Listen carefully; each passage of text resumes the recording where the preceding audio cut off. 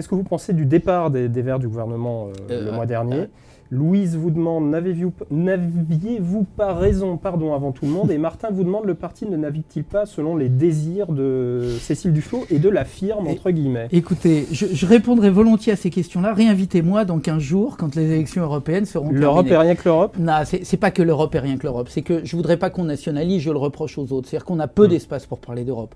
Donc, c'est quand même une question que les internautes se posent. C'est des questions qu'on a reçues. Mais ils ont raison de se la poser. Est-ce que les écologistes doivent être, comme je l'ai souvent défendu, c'est-à-dire en responsabilité, on l'est dans les régions, dans les villes? Est-ce qu'en même temps on doit être prêt à n'importe quel, vous le disiez tout à l'heure, les compromis? Vous savez, moi j'ai vu Borloo, Jean-Louis Borloo, dont d'ailleurs je vois qu'il va mieux et je m'en réjouis. Jean-Louis Borloo, quand il était ministre et que son ministère petit à petit s'est étiolé, quand il avait le grand ministère de l'écologie, on lui donnait plus les moyens, il paumait tous les arbitrages. Donc il y a un moment où il ne suffit pas d'être en fonction, il faut aussi avoir les moyens. Vous voyez, on revient toujours à la même question. Donc la question de la participation... Il aurait dû partir du gouvernement plus tôt, c'est ce que vous êtes en train de dire. Mais bien sûr, c'est-à-dire qu'à un moment, il faut aussi tirer les conséquences du fait que nous n'ayons pas les moyens d'agir, parce que les gens nous le reprochent derrière et disent vous ne restez que pour les ministères et mais pour l'ordre. Vous êtes partis, enfin vous les écologistes, vous êtes partis du gouvernement plus tôt justement, et c'est aujourd'hui Ségolène Royal qui lance le chantier de la transition énergétique.